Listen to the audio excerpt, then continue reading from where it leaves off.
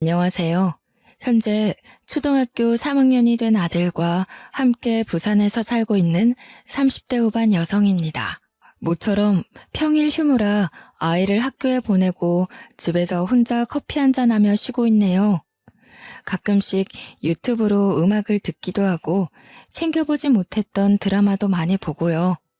세상 사는 이야기를 듣고자 여러 사연을 많이 청취하고 있는데요. 저랑 비슷한 아픔을 가진 분들도 계신 것 같아 공감이 많이 됐습니다. 제가 겪었던 사건을 계기로 저는 성격이 많이 무뚝뚝해지고 사람에 대한 경계심이 생겼는데 이렇게밖에 될 수 없었던 마음 아픈 일이 있었죠. 10년도 더 된 일이고 아이를 생각하면 미안한 마음뿐이지만 저는 그 선택을 후회하지 않았어요. 한 사람을 사랑했고 그 사랑이 온전히 못했음을 깨닫게 된 사건이지만 인생에 큰 획을 그어준 그 이야기를 지금 들려드리고자 해요. 저는 부산에 있는 영어학원에서 강사로 10년째 근무 중에 있습니다. 오래 근무하기도 했고 선생님보다는 언니의 이미지로 많이 어필을 하다 보니 학생들 사이에서 유명해졌고 이 지역에서는 나름 유명 강사랍니다. 여자 벌이치고는 5, 600 정도 되는 높은 급여를 받고 있고요. 사실 저는 아이가 태어난 지 돌쯤 됐을 무렵 전 남편과 이혼하고 홀로 아이를 키우고 있는데요. 제가 이혼을 하게 된 기막힌 사연에 대해서 이야기를 해드릴게요. 저희 집은 대대로 변호사, 의사를 배출한 소위 말하는 사자 집안입니다. 요즘 사람들 말로 금수저라고 하던데요. 그렇다고 해서 집안 분위기가 TV 드라마처럼 엄격하고 무거운 분위기는 아니에요. 물론 분위기에 휩쓸려 공부를 해야 한다는 강요 또한 하지 않았고요. 자유분방한 편이죠. 검소하게 생활하며 쓸데없는 집안 자랑도 하지 않고 여느 평범한 가정집이었습니다. 저도 친구들과 동네 문방구에서 불량식품도 사 먹고 분식집에서 떡볶이도 먹는 말괄량의 이팔청춘 소녀였으니까요. 한 번은 어렸을 적 할아버지 생신이었을 거예요. 옛날 분이시라 생일이거나 명절 같은 큰 행사는 동네 사람들도 챙겨야 해서 온 가족이 모여 음식도 해먹고 왁자지껄 수다도 떨었죠. 사촌 형제들이 나이가 비슷한 또래여서 외동이었던 저는 친척들이 오는 것을 좋아했었답니다. 할아버지가 형제들을 불러 훌륭한 사람이 되어야 한다고 늘 말씀하시곤 했죠. 술을 한잔 하시고는 잠시 바람을 쐬셔야 한다며 집 앞 산책을 하신다길래 제가 같이 가드렸어요. 따뜻한 할아버지의 손을 잡고 동네 골목 어귀를 거닐고 있는데 공원 벤치에 앉아 잠시 쉬자고 하셔서 근처 자판기에서 따뜻한 커피 한 잔을 가져와 드렸죠.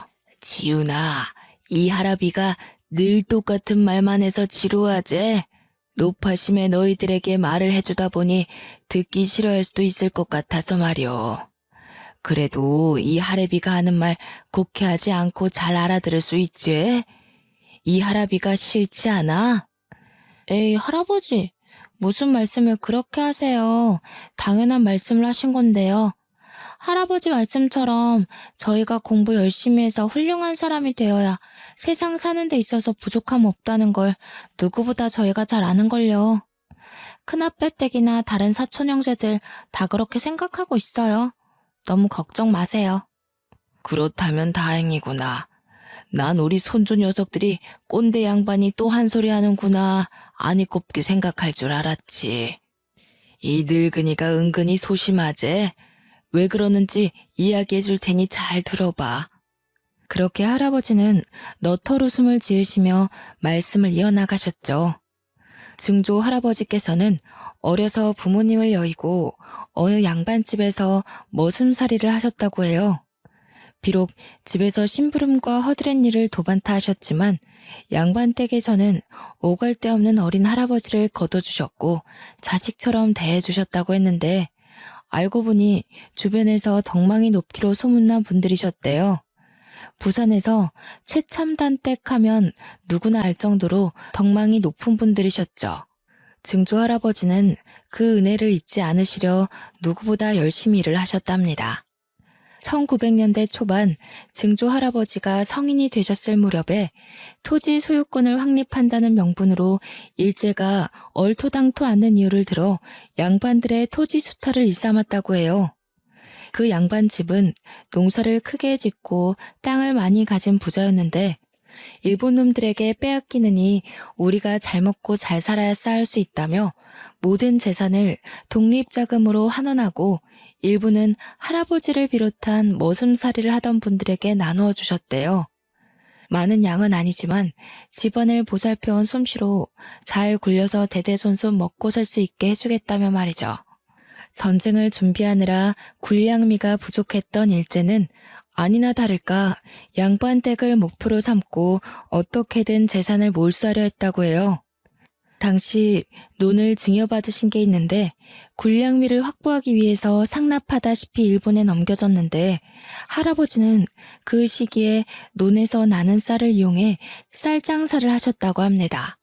일본 놈들에게 우리 먹을 것을 팔아넘기냐며 욕도 들으셨지만 그 덕분에 큰 돈을 벌어 지금까지 저희가 잘 살 수 있는 미천을 만드셨다고 했죠. 오랜 시간이 지나 광복을 맞이한 이후에는 버신 돈으로 예전 양반집이었던 터를 사들이고 제 친정이기도 한 지금의 한옥집을 지으셨고요. 내가 이렇게 너희들을 아무 탈 없이 먹여 살릴 수 있었던 건 그 양반 댁에서 베풀어준 은혜 덕분이다. 돈, 그게 다 무슨 소용이냐?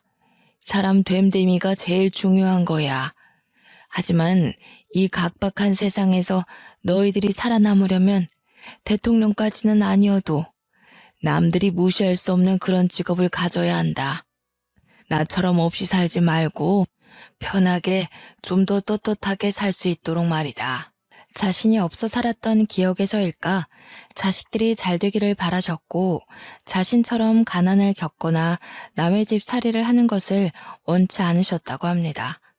그래서 배우지 못한 게 천추의 한이 되셔서 자식들 공부를 엄격하게 가르치셨대요. 본인이 배운 게 없고 배우지 못해서 머슴살이를 하셨다는 생각이 강하셨죠. 일제시대까지 몸소 겪으셨으니 얼마나 힘들게 사셨겠어요. 그게 할아버지 때까지 내려와 자식들에게 공부를 강요하는 분위기셨답니다. 강압적인 분위기가 싫었던 자유분방했던 아빠는 의사라는 직업 대신 본인이 하고 싶은 일이었던 검사가 되기 위해 법대로 진학을 하셨대요. 지금 제 부모님은 두 분 다 변호사신데요. 검사이셨던 아버지는 연수원 동기이기도 한 어머니와 함께 로펌을 차리려 검사직을 그만두셨죠. 부산에서 직원이 10명 정도 되는 작은 로펌을 운영 중이십니다. 친정 부모님은 법대생 시절 만나 졸업 후 오랜 연행 기간 후 결혼하셨어요. 아무쪼록 유복한 가정 환경에서 자란 저는 부족함 없이 유년 시절을 보냈고요.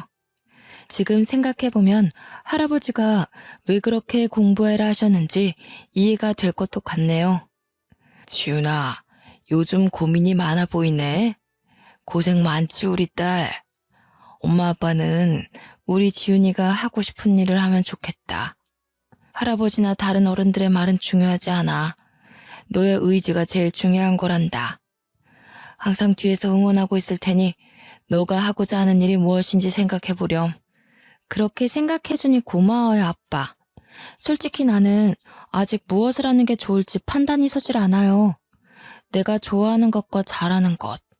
내가 내 인생을 잘 살아갈 수 있을까요? 그럼 그걸 말이라고 하는 거냐? 우리 지윤이가 얼마나 똑똑한 딸인데 이 아빠는 어려운 사람들을 돕고 싶어서 변호사가 된 거야. 돈으로 도와주는 것보다 사람들과 함께 부대끼며 세상에 어울려 살아가고 싶었지. 직업에 귀천은 없어. 늘 약자 편에 서서 어려운 사람들 도우며 살아가고 싶단다. 그러니 너도 네가 정말 좋아하는 일을 했으면 하는구나. 저한테 늘 용기 주셔서 고마워요, 아빠. 내가 지금은 아니지만 꼭 훌륭한 사람이 돼서 엄마 아빠 호강시켜드릴게요. 우리 지윤이 그동안 고생 많았어. 어른들이나 친척들이 엄마 아빠 따라서 법대 가야 한다고 고집을 부려도 너는 너의 주관대로 살아가줬으면 해. 너가 하고 싶은 것을 하며 사는 게 우리의 바람이야. 착한 우리 딸. 사실 저는 외국어를 배우는 것을 좋아해 어학 관련 자격증이 많았어요.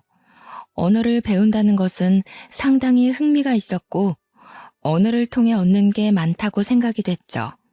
그래서 불어, 영어, 일본어 등 세 개의 국어를 잘 소화할 수 있었어요. 아버지의 조언 덕분에 저는 제가 하고 싶은 일을 찾기 위해 갖은 노력을 했어요. 덕분에 영어 영문학과로 진학해 영어 선생님에 대한 꿈을 가지게 되었죠. 부모님이 지원을 많이 해주시긴 했지만 틈틈이 아르바이트를 해서 용돈과 학비에 보탰습니다. 아르바이트는 출판사에서 번역을 하는 업무였는데 아주 재미있었고요. 졸업 후에는 서울에 있는 강남의 한 학원에서 영어 강사로 일하게 됐는데요. 주말에는 노인복지회관의 검정고시를 준비하는 어르신들에게 영어도 가르쳐 드렸습니다. 누군가에게 제가 갖고 있는 지식을 알려주는, 가르쳐주는 일이 재미있고 보람됨을 느낀 건 처음이었어요. 손녀가 가르쳐주는 것 같다며 어르신들도 열심히 배우려고 하셨죠. 학원에서 처음에는 직장인 반을 담당했는데 거기서 전 남편을 만났습니다.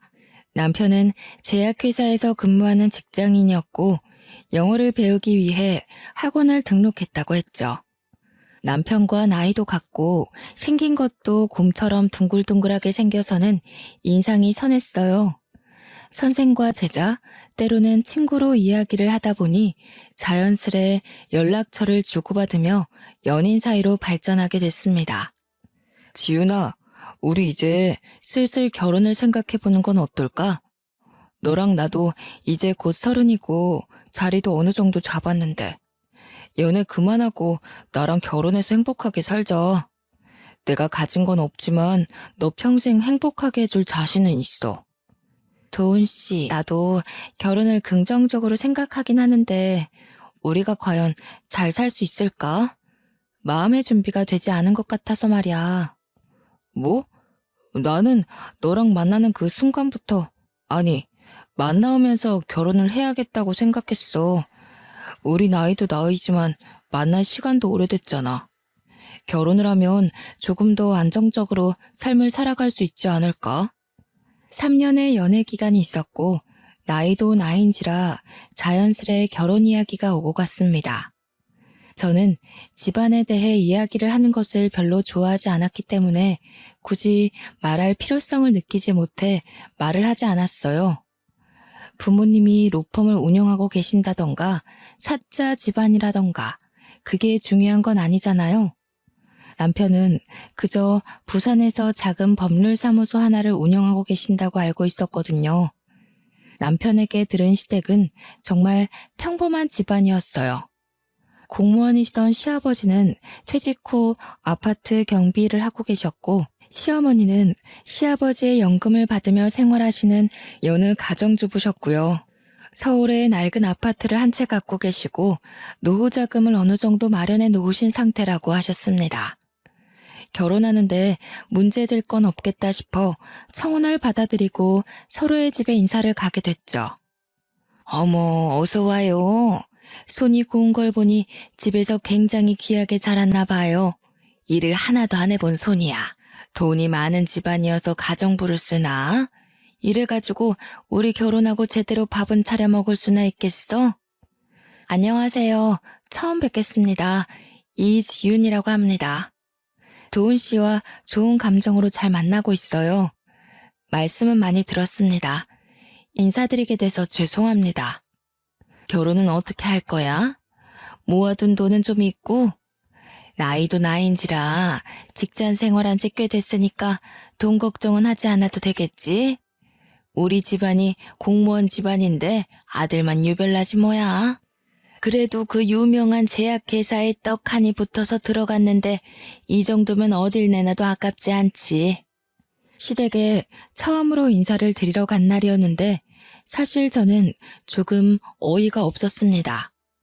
보통 며느리 될 사람이 인사를 가면 상다리가 휘어지는 건 아니어도 차를 내준다던가 적어도 밖에서 식당을 잡아서 만나던가 하잖아요. 저는 시어머니가 음식 솜씨에 자신이 없다며 배달 음식을 시켜놨다길래 식다 못해 차가운 중국 음식을 먹었어요. 나름 신경 써서 주문했다며 먹어보라고 권해주는데 정남이가 뚝뚝 떨어지는 거 있죠. 내가 고작 이런 취급을 받아야 하나, 아니면 날 시험하시나 그런 생각도 들었습니다. 게다가 돈은 얼마나 있냐, 손이 고운 걸 보니 집안일을 해본 적이 없겠다 하시면서 가정교육이 중요하다 하시는 말씀을 듣고는 빈정이 상해버렸어요. 처음 본 사람에게 할 말은 아니라고 생각했지만 어른들 앞이니 참고 또 참았습니다. 결혼 전에 인사드리러 가면 예민해진 상태라 다들 그러면서 결혼 준비를 한다고 하길래 저만 이런 게 아니구나 하고 좋은 게 좋은 거라 생각하며 넘어갔고요. 또 제가 친정은 부산이라고 하니 약간 촌동네 취급을 하더라고요. 서울의 아파트 한 채 값이 얼마인 줄 아냐면서 서울의 아파트 구할 돈은 있냐며, 직장이 서울이라 서울에 집을 구하면 자신이 자주 들러 가르쳐줘야겠다는 둥 말씀을 하셨죠. 아랫지방이니 뭐니 하며 없는 사람 취급해서 자존심도 조금 상했습니다. 그렇게 어이없는 시댁 방문을 마무리 짓고 며칠 뒤 남편과 친정에 가기 위해 고속도로 휴게소에서 커피 한 잔을 하며 미리 일러두었어요. 혹여나 나중에 시댁에서 합가를 원한다든지 시댁 근처에 집을 구하길 바란다든지 신혼집에 불시 혹은 너무 자주 방문하는 것 또한 자제해줬으면 한다고 말이죠. 자기, 하나만 약속해. 우리 결혼하면 어차피 서울에 집을 구해야 하는 건 맞아. 하지만 나는 신혼집에 어머니 자주 오시는 거 원치 않아. 물론 자주 찾아뵈야지. 그렇지만 미리 말하지만 합가를 한다던가 그런 이야기는 애초에 하지 않았으면 해. 그거 약속 안 되면 나 이 결혼 진지하게 다시 생각해 볼 거야. 그래도 결혼하면 엄마가 많이 도와주신다고 하니까 괜찮지 않을까? 자기가 너무 예민하게 생각하는 것 같은데. 일단 알겠어. 약속할게. 집안 대 집안이 만나는 일륜지대 사이지만 결국 우리가 하는 결혼이야. 부모님들이 하시는 결혼이 아니고 결국 우리가 스스로 꾸려나가야 하는 거지. 난 되도록이면 양쪽에 손을 벌리지 않고 힘들더라도 우리 힘으로 했으면 해. 그랬더니 잠시 똥 씹은 표정을 하더니 알았다고 하는 겁니다. 그걸 보는 저 역시 찜찜했지만 남편을 사랑했기에 남편 하나만 보고 그 약속을 믿었어요. 지금 생각해보면 저는 참 모질이었네요. 위에서 먼저 말했듯이 저희 집은 한옥집인데 서울에 있는 북촌 한옥마을 분위기라고 하면 아실까요? 증조할아버지 때부터 짓고 살아온 집터라 외관은 조금 낡았지만 고급스러움이 묻어나는 집이었습니다. 가끔은 방송사에서 드라마 촬영 장소로 문의도 많이 들어오기도 하고요. 남편은 저희 집 입구에서 조금 놀라는 표정을 짓더니 이내 건강한 모습으로 들어갔어요. 부모님은 잘 왔다며 살갑게 맞아주셨고 식사와 차를 대접해 주셨죠.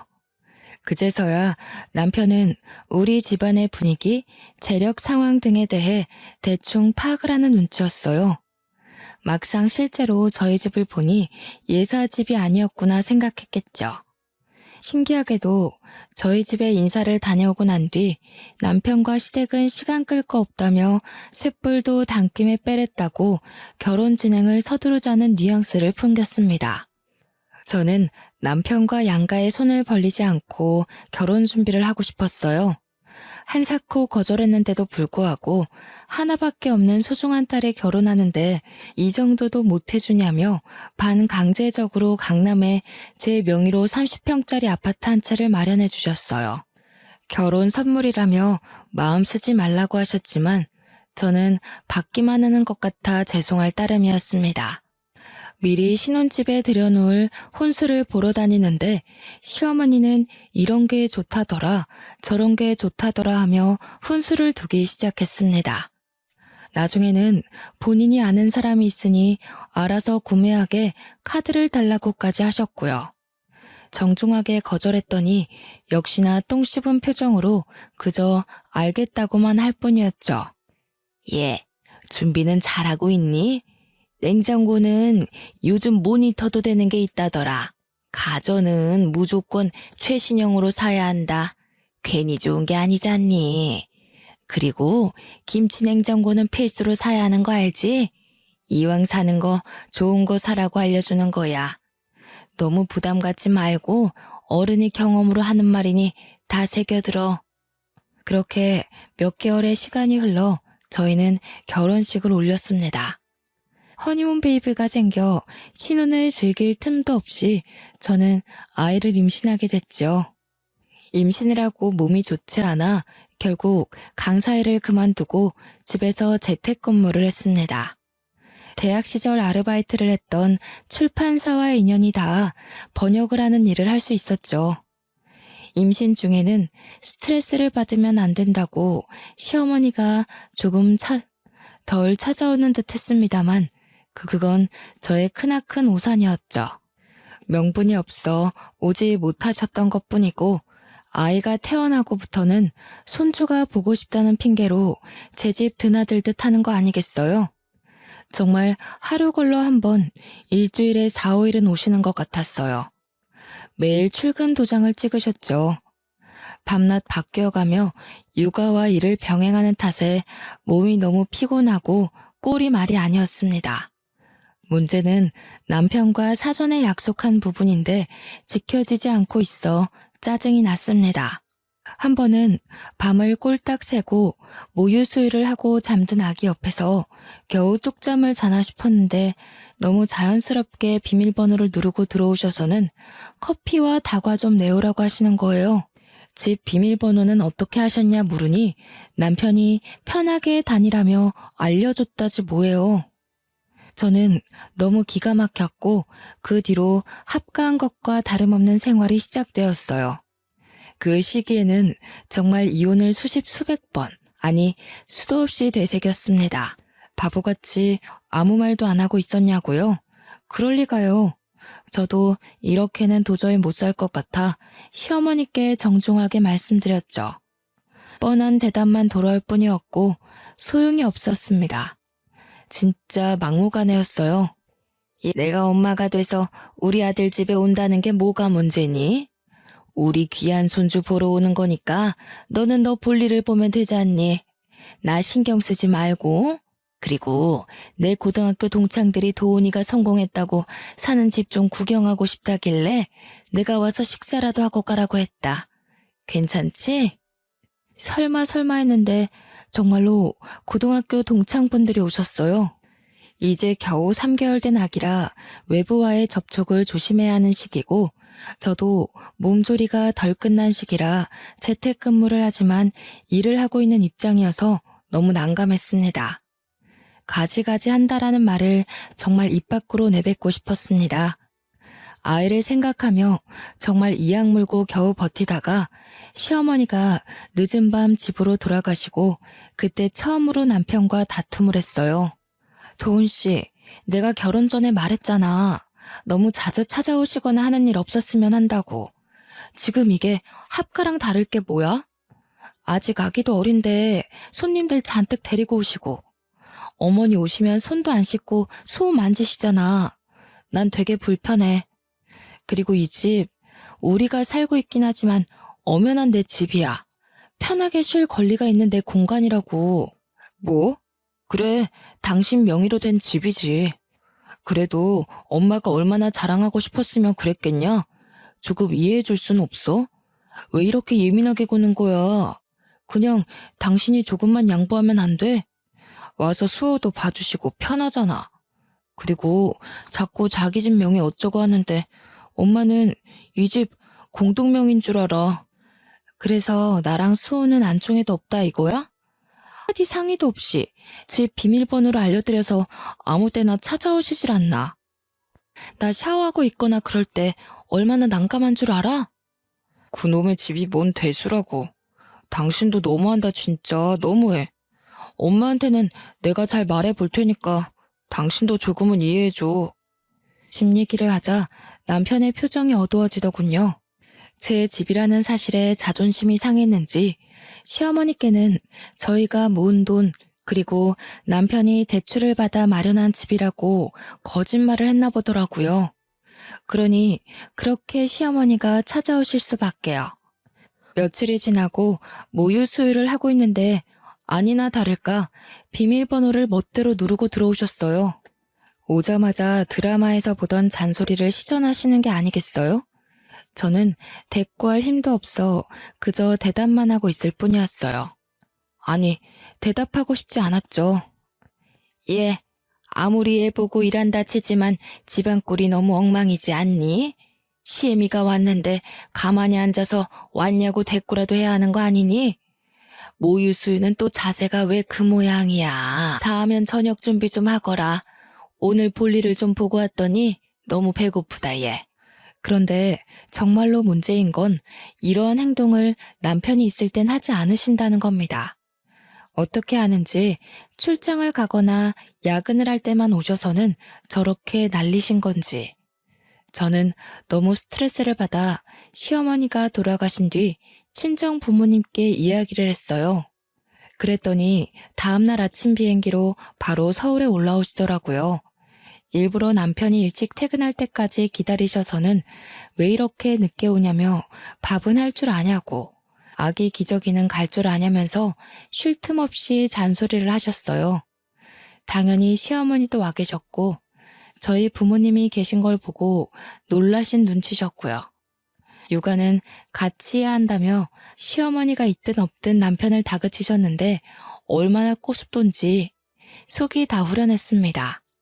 당황하며 땀을 삐질삐질 흘리는 남편놈의 모습을 보자니 십년 묵은 체증이 내려가는 것 같았어요. 그리고 맛있는 거 사 먹으라며 저한테 보란듯이 용돈도 주고 가셨습니다. 시어머니는 일이 있다고 얼굴이 시뻘개지셔서는 다음에 다시 오겠다고 하시더니 가셨고요. 친정 부모님이 돌아가신 뒤 남편은 왜 연락도 없이 오시느냐며 불평하기 시작했어요. 아니, 장인어른 장모님은 말씀을 하고 오시지. 이렇게 갑자기 오시는 게 어딨어. 퇴근하고 왔는데 자기는 아무 말도 안 해주고. 앞으로는 오시기 전에 미리 연락을 좀 주시라고 해. 뭐? 시어머니는 비밀번호 누리고 알아서 시도 때도 없이 오시는데 우리 엄마 아빠가 오면 얼마나 온다고. 그게 그렇게 불만이야? 거리도 멀어서 몇 달에 한 번 볼까 하는데 그게 그렇게 안 입고 와? 그래도 서로 간에 예의라는 게 있는 거야. 나도 회사에서 일하는 입장인데 아무런 연락도 없이 오시는 건 경우가 아니지. 자기가 기뜸이라도 해주던가 해야지. 안 그래? 뭐? 진짜 웃기는 소리 하고 있네. 그럼 어머님은 미리 나한테 귀뜸하고 오시니? 내가 전에도 말했지. 우리가 살고 있지만 이 집 엄연히 엄마 아빠가 해주신 내 명의로 된 집이라고. 우리 엄마 아빠가 올 권리는 당연히 있는 거 아니야? 어떻게 한마디를 지지 않냐. 엄마 당신 걱정돼서 오는 거고 수호 보고 싶어서 오시는 건데 그것도 이해 못 해줘? 아무튼 나 피곤하니까 나중에 이야기해. 결국 도저히 안 될 것 같아 저도 제 일을 하기 위해 베이비시터를 고용했습니다. 제가 욕심이 많아서인지는 모르겠지만 육아와 일을 병행하니 피곤하고 힘들었지만 일을 포기할 순 없었거든요. 베이비시터를 고용한 사실을 알게 된 시어머니는 노발대발하셨어요. 비싸게 뭐하러 그런 돈을 들이냐며 차라리 애를 봐줄 테니 자기를 주라며 윽박을 지르기도 하셨고요. 아기를 케어하고 있는 시터 이모님 옆에서 훈수를 두기도 하셨어요. 이모님도 불편한 걸 느끼셨고 저는 어머니께 자주 안 오셔도 된다고 말씀드렸지만 아니나 다를까 매번 똑같은 레파토리로 대답하셨고요. 예, 수애미야. 나는 너를 이해하다가도 이해할 수가 없구나. 시어머니가 이렇게 자주 오고 애도 봐주고 하면 감사합니다 하고 용돈을 드려도 모자랄 판인데 베이비시터라니. 그 사람 믿을 만한 사람인 거야? 어머니, 저 수호 보면서 일도 해야 하고요. 믿을 만한 사람 고용한 거고요. 솔직히 어머니 너무 자주 오시는 것 같아요. 막상 오시면 커피 드시고 낮잠만 주무시고 가시는데 수호 봐주시지도 않잖아요. 저 일도 해야 하는데 너무 힘들어서 고용했어요. 아니, 내 귀한 손주를 왜 남의 손에 맡겨 키운다니? 너 제정신인 거야? 내가 내 아들 집에 자주 드나들면서 애만 보고 너를 좀 소홀하게 대했기로써니 너 그래도 내가 시엠인데 나한테 그렇게 하면 안 된다. 너 그러다가 어디 가서 못 배웠다는 소리 들을까봐 걱정이야. 스트레스를 너무 받은 탓에 더 이상 대꾸림도 없었습니다. 그 뒤로도 너무나도 당연하게 낮, 밤, 심지어 새벽에도 맘대로 드나드는 통에 저는 참고 있던 성질이 폭발하기 일보 직전이었습니다. 새벽에 아이 분유를 타며 이대로는 못 살겠다 생각이 들었어요. 산후 우울증이 이래서 오는구나 싶었다니까요. 매번 친정 부모님을 부를 수도 없는 노릇이었고 내 집을 자기 집처럼 생각하는 시어머니가 너무 싫었습니다. 이 집 제 명이라고 아드님은 몸만 들어와 사는 거라고 소리치고 싶었지만 남편 놈의 자존심마저는 건들 수는 없었기에 홀로 눈물을 삼켰어요. 무엇보다 결혼 전 약속에 대해 하나도 지켜지는 부분이 없어서 남편에게 실망감이 컸고요. 그래도 좋게 해결해 보려고 아이를 재우고 남편과 이야기를 하기 위해 거실에 커피를 마시며 테이블에 앉아 있었습니다. 씻고 있는 남편 휴대폰으로 문자 메시지가 오는 게 아니겠어요? 늦은 시간에 누군가 하고 들여다보는데 시어머니였어요. 그래, 이번 달은 얼마나 보내줄 거냐? 라는 메시지였습니다. 잠가놓지 않았기에 궁금했던 저는 메시지를 들여다보았어요. 남편과 시어머니가 나눈 대화 내용은 아주 기가 찼습니다. 결혼하고 혼인신고하고 아이까지 있으니 지가 뭘 어쩔 거냐면서 심호알기를 우습게 한다는 둥, 돈만 많으면 뭐하냐며 저를 흉보는 메시지가 가득했거든요. 더군다나 수시로 돈이 빠져나간 출금 기록 문자들도 덜어 있었고요. 혹시 몰라 빠져나간 내역을 살펴보니 공동생활비 통장이었습니다. 남아있는 금액도 너무 터무니없었지만 매번 적게는 몇십만 원, 크게는 몇백만 원이 출금된 기록을 보고 화가 났어요. 그것도 시어머니 이름으로 된 계좌로요. 너무 기가 막힌 탓에 남편이 나오자마자 쏴붙였어요. 자기, 이거 뭐야? 우리 모은 돈 다 어디 있어? 왜 나한테 한마디 상의도 없이 돈을 쓴 거야? 어디에 썼어 도대체? 이 통장에 왜 이거밖에 없냐고. 설명을 좀 해봐. 그게 사실 엄마 드렸어. 전세금 올려달라는데 돈이 없다고 하셔서 조금 보태드렸고. 그리고 생신이신데 필요한 거 샀으라고 용돈도 드리고. 하나밖에 없는 아들인데 뭐라도 해드려야 하지 않겠어? 그걸 말이라고 해? 적어도 나랑 상의는 했어야 하는 거 아니야? 이 돈 나랑 자기랑 같이 모은 돈이야. 그리고 막말로 내가 더 많이 보탰으면 보탰지. 한 푼도 아니고 그게 말이 돼? 그리고 우리 이제 수호도 있어서 언제 어떻게 돈이 필요할지 모른다고 내가 누누이 말했을 텐데. 그걸 한마디 상의도 없이 덜컥 어머니를 드릴 생각을 해? 당신 미쳤어? 뭐? 미쳐? 그래. 부부 공동명의면 누가 써도 상관없는 거 아니야? 돈을 안 벌 것도 아니고 채워놓으면 되잖아. 아직 수호 어리고 들어갈 돈이 뭐가 있다고 그래? 그리고 막말로 우리 엄마가 남이야? 당신이 너무 예민하게 구는 것 아니냐고. 그깟 돈 얼마나 된다고 그걸로 이렇게 예민하게 굴 일이야? 그래, 돈은 썼다 치자. 그리고 어머니한테 용돈을 안 드린 것도 아니잖아. 매달 100만 원씩 꼬박꼬박 보내드렸어. 그게 적은 돈이야? 어머니가 나에 대해서 안 좋은 말도 하셨던데 당신은 그걸 듣고 왜 가만히 있어? 당신도 나를 그렇게 생각하고 있던 거야? 정말 당신 내 남편 맞아? 아니, 그러게 왜 남의 휴대폰을 훔쳐보고 그래? 그래, 어머니가 당신 흉 좀 봤다. 당신이 오죽 엄마한테 서운하겠으면 그랬겠냐? 당신도 생각이란 걸 좀 하고 살아. 당신이 너무했단 생각 안 들어? 아들이 엄마 하소연도 못 들어주냐? 당신 수호 기저귀 제대로 갈아본 적이나 있어? 야근한다고 늦게 들어와서 피곤하다고 씻고 자버리고. 그래, 그래도 이해했어. 피곤할 테니까. 그런데 나는 제대로 씻을 시간이라도 있었니? 수호 깰까봐 씻으면서도 눈치 보고 막무가내인 어머니까지. 양심이 있으면 자기가 알아서 행동해야 하는 거라고. 내가 어디까지 이해해야 돼? 저는 말도 안 통하고 도저히 안 되겠다 싶어 바로 친정 부모님께 전화했어요. 더 이상 같이 못 살겠다고 짐 싸서 떠날 테니 당장 저를 좀 데리러 오라고 소리쳤죠. 다음날 아침 일찍 비행기를 타고 오셨고 어떻게 된 일이냐며 남편과 저를 나무라기 시작했습니다. 싸움의 전말을 알게 된 부모님은 격노하셨고 무릎 꿇고 앉아있던 남편의 뺨을 때렸습니다. 자네, 내가 그렇게 안 봤는데 실망이 크네. 밖에서 일한다는 이유로 육아에 가담 안 하는 것도 다 이해했어. 남자로서 그럴 수 있다. 100번 1000번 이해했네. 사돈어른 오시는 것도 이해했고 우리가 멀리 사니 사돈어른이 자주 오셔서 봐주시겠거니 좋게 좋게 생각했어. 하지만 이건 너무한 거 아닌가? 이게 상식적으로 납득이 가는 일인가? 자네도 입이 있으면 말을 해보란 말이야.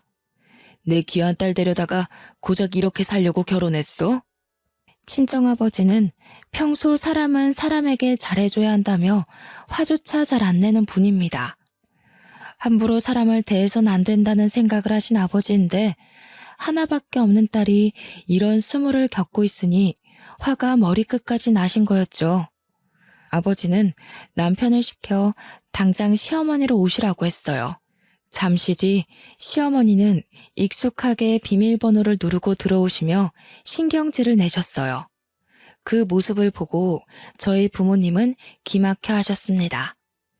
아니 사돈, 이게 도대체 무슨 경우 없는 일입니까? 내가 내 아들 집에 자주 왔다 갔다 하는 게 그렇게 안 입고 와요? 너는 무슨 일인데 친정 부모까지 끌어들여서 아침부터 이 사단을 만드니? 출가 외인이 어디서 친정에 고자질을 하고 그래? 못 배워먹은 짓이야 그거는. 사부인, 말씀 한번 잘하셨습니다. 그동안 있었던 일 내 다 들었습니다. 이 집 내가 지윤이한테 결혼 선물로 해준 지윤이 명의로 된 지윤이 집이에요. 그쪽 아들 집이 아니라요. 몸만 들어와서 사는 주제 큰 소리 칠 건 아니라고 봅니다만. 뭐? 그쪽 아들? 사돈, 지금 말 다 했어요? 이 집이 우리 아들 집이 아니면 누구 집이야? 웃기는 소리 하고 있어 정말. 당신이 뭔데 그런 소리를 하는 거야? 사돈 어려운 줄 모르시네. 나중에 시집살이를 얼마나 하려고 그러시나 뒷감당할 자신 있어요? 이 집 우리 지윤이 명의로 된 집 맞고요. 시집살이? 그거 더는 못하게 할 겁니다. 내가 변호사 짬밥만 몇십 년인데 어디 해볼 테면 해보세요 사돈. 내가 할 수 있는 조치는 다 할 겁니다. 조만간 김서방 앞으로 이혼 서류 보낼 테니 도장 찍을 준비나 하세요. 뭐? 변호사 그렇다고 누가 겁먹을 줄 알아? 변호사면 다 해요? 어디 해볼 테면 해봐요. 그에 비해 그 딸이라더니 따박따박 버릇없이 하는 게 네 친정아버지를 닮았었구나. 장인어른, 제가 잘못했습니다. 한 번만 봐주세요. 다시는 지윤이 고생시키는 짓 하지 않겠습니다. 봐서라도 한 번만 용서해 주세요. 잘못했습니다. 내가 자네를 지윤이 짝으로 받아준 건 사람 인품 하나 봤기 때문이야. 가진 거 없이 몸만 들어와도 있는 사람이 하면 된다고 생각했지. 돈은 문제가 아니었어. 자네 하나 믿고 하나밖에 없는 내 귀한 딸 시집 보냈는데 이런 취급 받으면서 산다고 하면 내 가슴이 얼마나 찢어지는지 아나? 자네 그렇게 하는 거 아닐세. 난 이 결혼 물을 테니 마음의 준비하고 있게. 얘 도훈아, 너 나한테 이 집 네가 산 거라며. 네가 모은 돈으로 대출 껴서 겨우 샀다며. 돈 별로 안 들어갔다고 마음대로 오라고 그랬잖아. 너 엄마한테 거짓말한 거니? 사실 그대로입니다. 이 집 지윤이 집이고 오늘 이후로 서로 볼 일은 없을 겁니다. 혹시나 용서라도 바란다면 꿈에도 꾸지 말게. 지윤이 너도 지금 당장 짐 싸. 자네는 지금 당장 사돈을 모시고 이 집에서 나가는 게 좋을 게야. 부모님이 변호사라는 사실을 뒤늦게 한 시어머니는 뒷목을 잡고 휘청거렸습니다. 엄포를 놓는 아버지 앞에서 꿀먹은 벙어리가 된 남편은 시어머니를 모시고 시댁으로 갔고요. 그 뒤로 더 말할 것도 없다며 앞으로 살 길이 내다 보인다고 바로 이혼 서류를 준비했죠. 저는 그 길로 부모님을 따라 간단한 짐을 챙겨 부산으로 내려가며 부동산에 신혼집을 내놓았습니다.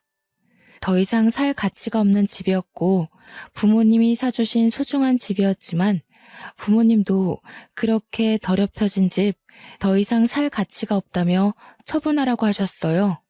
시어머니는 그제서야 미안하다며 사과를 했지만 저의 결심은 변하지 않았고요. 저는 바로 이혼 서류를 준비해 남편의 짐과 함께 시댁으로 보냈어요. 남편은 미안하다며 시어머니와 함께 부산에 찾아오기까지 했지만 매몰차게 대했어요. 그동안 몰래 쓴 돈까지 뱉어내고 싶지 않으면 조용히 이혼 서류에 도장을 찍으라고 엄포를 놨죠. 처음에는 위자료와 재산 분할을 청구할 거라며 이혼 소송을 하겠다며 완강하게 버텼지만 저희 부모님이 누굽니까? 변호사시잖아요. 말할 형편되면 얼마든지 하시라고 엄포를 놓으셨죠. 그럴 형편이 되질 않았던 시어머니와 남편은 결국 이혼 서류에 도장을 찍었고요. 그 뒤로도 아이가 보고 싶다며 연락을 취해오긴 했지만 그조차 허락을 하지 않았습니다. 남편은 육아에 대한 기여도가 전혀 없었고 아이를 핑계로 어떻게 해볼 속셈인 걸 저는 뻔히 알고 있었기 때문이었죠. 1년쯤이 지났을 무렵 시아버지가 연락이 오셔서는 저에게 사과를 하셨고 아이의 근황이 궁금하다며 사진을 보내줄 수 없냐시길래 몇 장 보내드렸는데요. 시아버지는 고맙다며 괜한 못난 집안의 시집와 고생만 하다가 가서 자신이 미안하다고 다시는 연락을 하지 못하게 하겠다고 하셨죠. 사실 이혼을 하고 난 뒤에도 간간히 아이를 핑계로 남편과 시어머니가 연락을 해왔거든요. 어찌된 일인지 그 이후로는 시댁과 일체 연락을 하는 일이 없었습니다. 지금은 시간이 지나 저도 많이 안정이 되고 괜찮아졌는데요.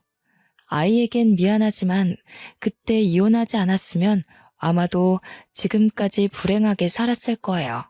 아이에게 좋은 것만 보여주고 싶고 들려주고 싶은 거 모든 부모의 심정이잖아요. 아무쪼록 그 이후로 저는 부산에 정착해 살며 영어 학원 강사 일을 다시 시작했어요. 벌이도 괜찮고 나름 유명해지기도 해서 아이와 함께 만족하며 살고 있죠. 아빠의 빈자리를 느낄 만도 하지만 부족함 없이 키우려 제가 많이 노력하는 걸 아는지 아이는 엄마만 있으면 된다며 오히려 저를 위로해줍니다. 사촌 형제들도 각자 결혼해 가정이 있지만 고맙게도 올케들이 서로 나서서 저희 아이도 같이 챙겨주고요. 아이들끼리도 잘 어울려서 가족의 정을 느끼며 하루하루 재밌게 살아가고 있답니다. 아이는 초등학교를 졸업하면 미국으로 저와 함께 유학도 갈 예정입니다. 저도 따라가 아이의 뒷바라지를 하며 이곳에서의 기억은 묻어두고 올 거고 제가 좋아하는 영어 공부를 좀 더 해보고 싶기도 하거든요. 나중에 유학을 끝내고 돌아와서는 영어 학원을 새로 차릴 거랍니다. 비록 저는 아이를 혼자 키우는 이혼녀이지만 앞으로 더 당당하게 살아가려고 노력할 겁니다. 그게 저와 아이를 위한 길이기도 하고요. 제 인생에는 밝을 날만 가득할 거라고 굳게 믿고 있어요. 제 긴 사연을 읽어주셔서 감사합니다. 여러분도 항상 행복하시길 바래요.